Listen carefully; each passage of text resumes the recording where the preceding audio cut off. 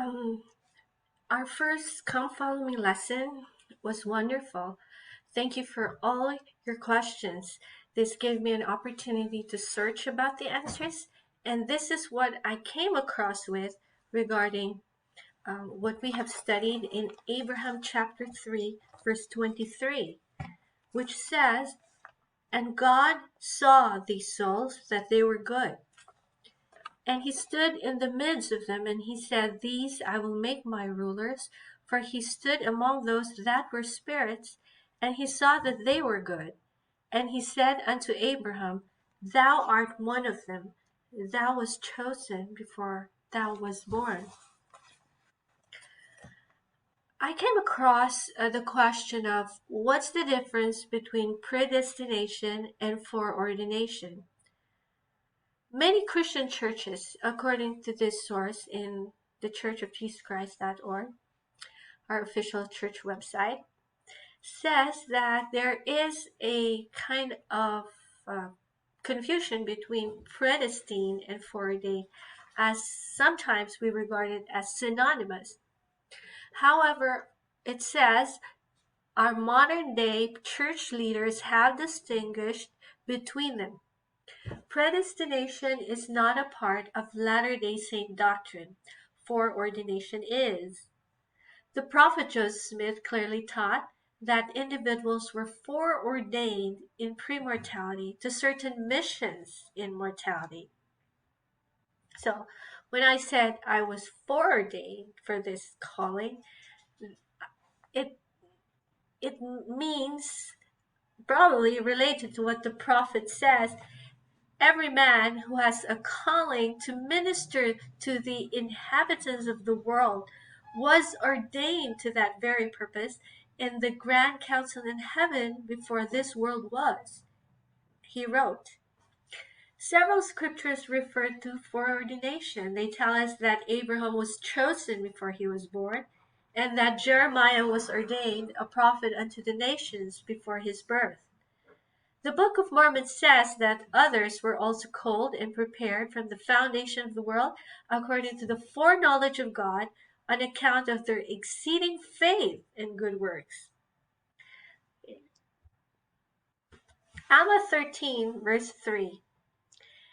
And this is the manner after which they were ordained, being called and prepared from the foundation of the world according to the foreknowledge of God, on account of their exceeding faith and good works.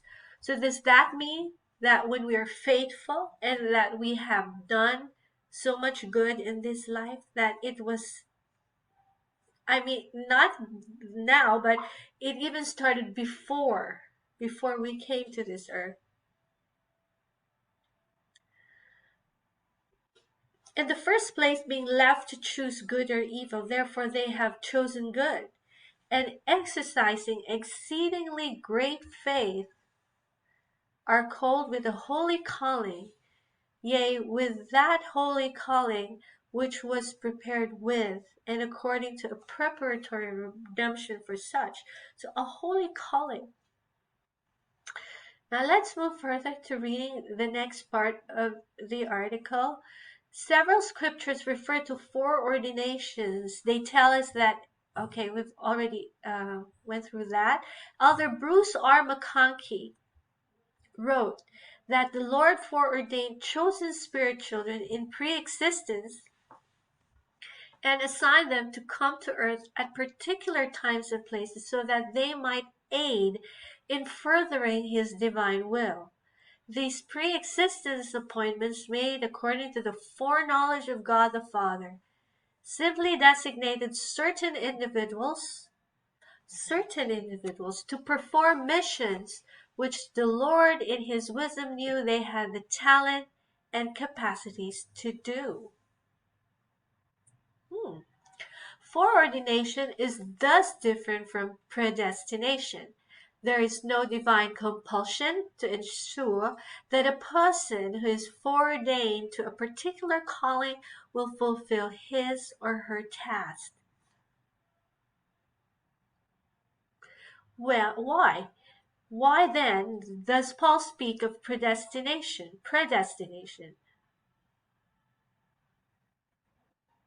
Could he possibly have meant foreordination, and could his original words have been translated incorrectly?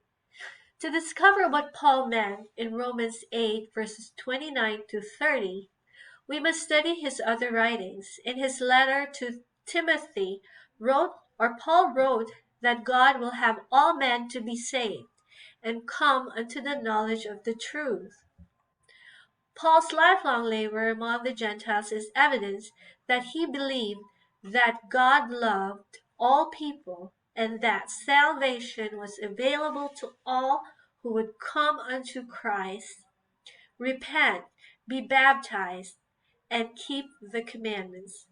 Paul wrote that the Gentiles should be fellow heirs and partakers of his promise in Christ by the gospel, and that by one Spirit are we all baptized into one body, whether we be Jews or Gentiles.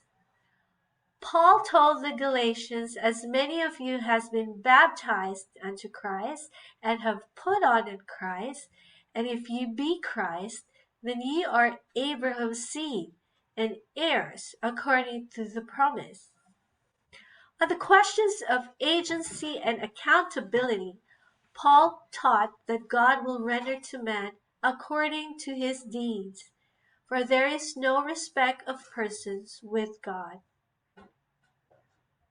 In the same letter, Paul told the Romans that their conduct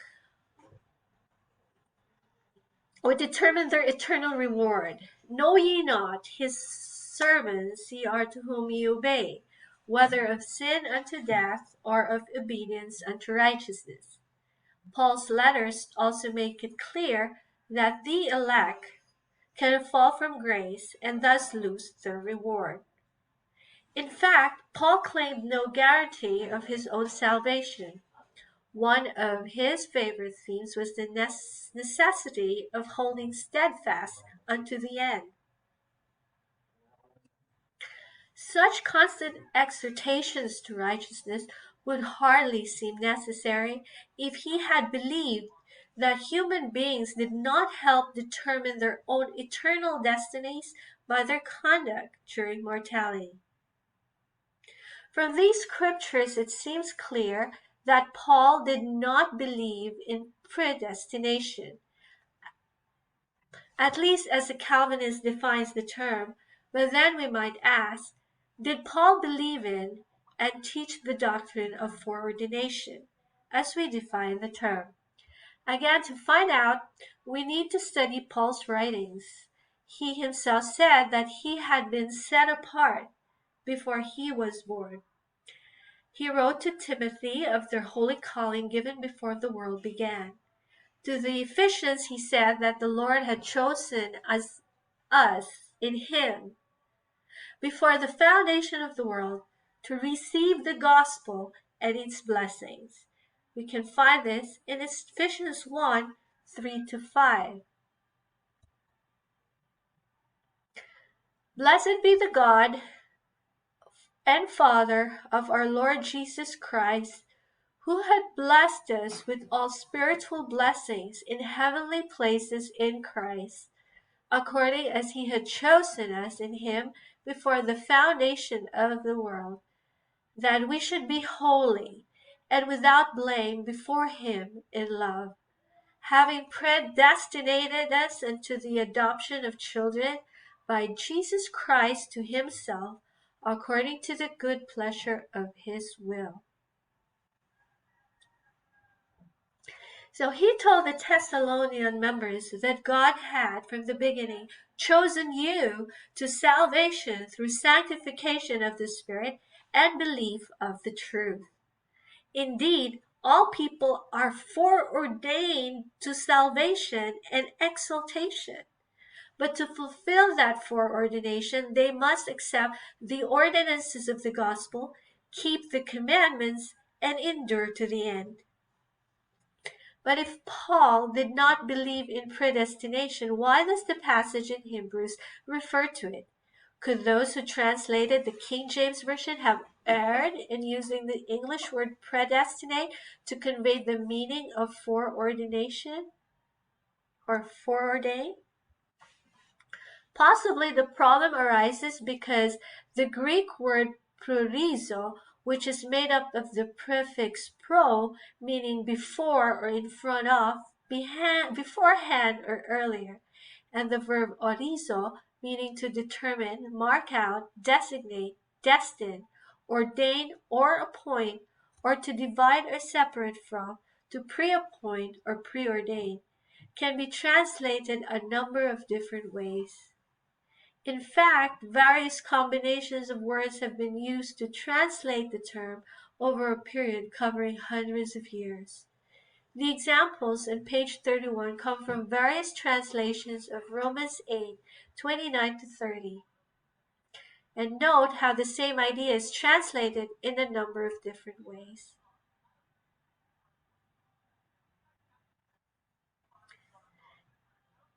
Okay, so you can study this further in this site and in this link. So determining what the original author meant is not a simple matter, especially when the writing was produced under inspiration.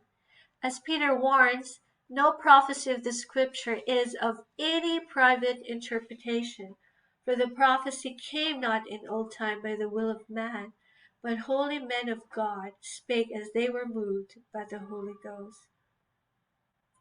Just as the authors of the scriptures sought the Spirit as they wrote, so must we as we study the scriptures if we are to understand them. We have several other sources that discusses as we read other articles about predetermined and foreordained. We have additional scripture references. After studying Abraham 3:22-23, the writer in this article says, however, we also know that God has promised all who come to him, obey his commandments, and endure to the end will be made rulers. And so the question is, who are the noble and great ones? Are they limited to the rulers to the prophets who were prepared to do the Lord's work and bring about the foundations of his kingdom here on earth? Doctrine and Covenants 130 verses 20-21. There is a law irrevocably decreed in heaven before the foundations of the world, upon which all blessings are predicated. And when we obtain any blessing from God, it is by obedience to that law upon which it is predicated. None of us achieve anything we are foreordained to without obedience. So are we foreordained? Does this include us? Yes, we are all foreordained. This is irrevocably decreed, and we know that God is no respecter of persons. You could also refer to Paul's teachings in Romans chapter 2, verses 5-11. And in this writings of the Apostle Paul, as we can plainly see, we are foreordained, some to different things in this life than others. Yes, and all to salvation and exaltation. But all these promises, blessings, and opportunities are contingent upon our choices. The entry on Foreordination from LDS.org explains, in the presence or in the premortal spirit world, God appoints certain spirits to fulfill specific missions during their mortal lives. This is called foreordination. Foreordination does not guarantee that individuals will receive certain callings or responsibilities. Such opportunities come in this life as a result of the righteous exercise of agency, just as foreordination came as a result of righteousness in the premortal existence.